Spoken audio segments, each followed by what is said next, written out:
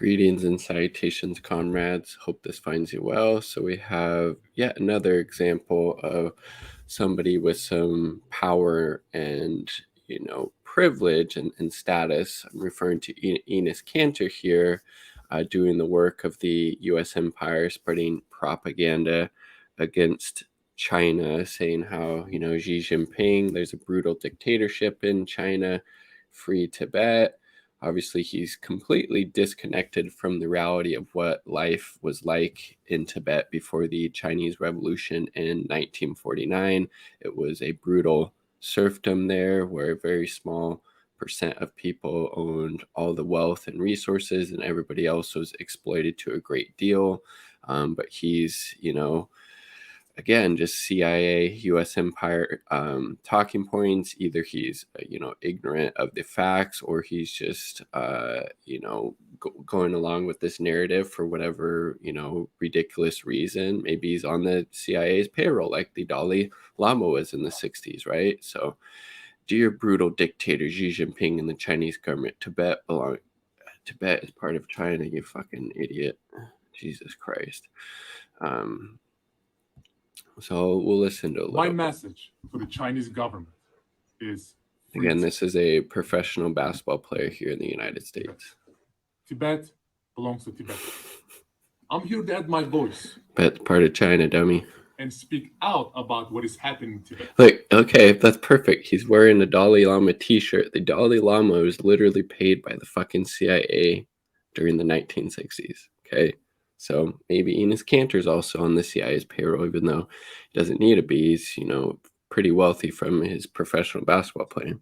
Under the Chinese government's brutal rule, Tibetan people's basic rights and freedoms are non-existent. Okay, that's enough of that. So, but he's getting roasted in the comments. So if you're doing this in the name of serfdom for the likes of the Dalai Lama, hopefully you'll be ready to become a slave or worse, skinned as a trophy. Again, this was what life was like in Tibet for a vast majority of people before the Chinese Revolution in 1940. Like, literally gouged people's fucking eyes out, put them in stockades. Shit don't happen anymore. Jesus fucking Christ. So, again, completely disconnected from the reality of what a life was actually like in Tibet before the Chinese Revolution. Tibet belongs to Daini Haifeng, always come in with the fire.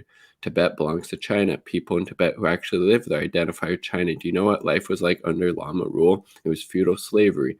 Now people in the region enjoy this. Traveling through the Tibetan mountains, Tibet's first bullet train. We have those in the fucking United States, right? China in focus. In historical feat, Tibet eliminates historical poverty or absolute poverty. You think that would be happening if they still had a fucking serfdom there? Of course fucking not. Shut the fuck up, liberal, law, 100%. So again, he's either a useful, idiot for the, service of U.S. empire, the CIA, State Department talking points, or, he's on their payroll and he's doing this willingly, knowing full well he's just talking out his ass. And there's, pictures of him with Marco Rubio, pictures of him with John Bolton. So probably not the person you want to listen to for foreign policy analysis if you want to come at it from an anti-imperialist lens, because again, he's just parodying State Department, CIA talking points, right? So again, not surprising that we have somebody with, this power and privilege, just talking bullshit, just like Ashton Kutcher with his CIA fucking coffee mug. And shut the fuck up, Enes Kanter. You have no idea what you're actually talking about. Life was really, really fucking brutal for the people of Tibet. And again, Tibet is part of China. So CIA gave aid to Tibetan exiles in the 60s. I'll link that article down below, and we'll share a little bit of this, and we'll end it here because I gotta go.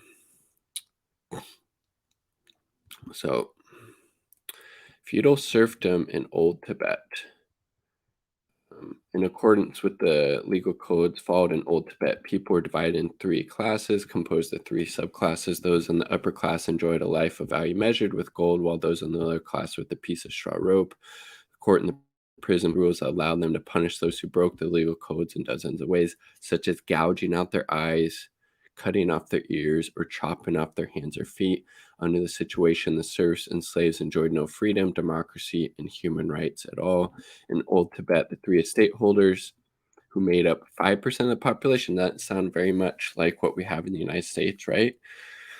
The Tibetan population owned almost all land, grasslands, mountains, and forests. An overwhelming majority of animals in Tibet, ownership by feudal manners dominated. In the meantime, however, serfs and slaves, who accounted for more than 95% of the Tibetan population, enjoyed no means of production at all, forced them to be attached to the three estate holders. In addition to high land rent, they had to pay dozens of kinds of taxes, plus dozens of kinds of corvée labor fee from any charge.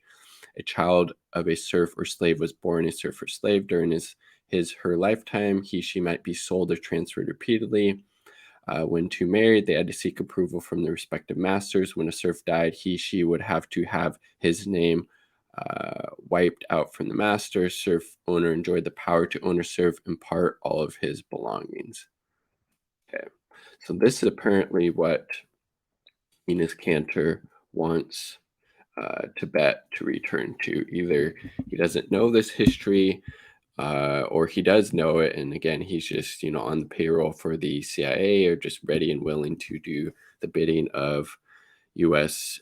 Imperialism for some reason. I guess I wasn't sharing, but I'll link that article down below. Just completely disconnected from reality, either on purpose or by design.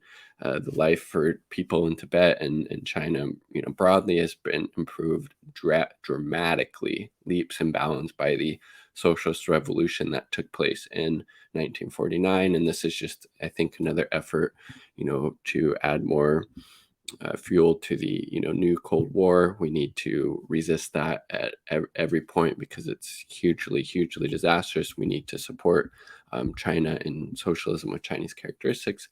Like the video if you like the damn video, subscribe for more content, all part of the people. Quick shout out to the two Uber comrades supporting my channel on this content: Patreon, my partner, and Independent Left News. Peace, much love.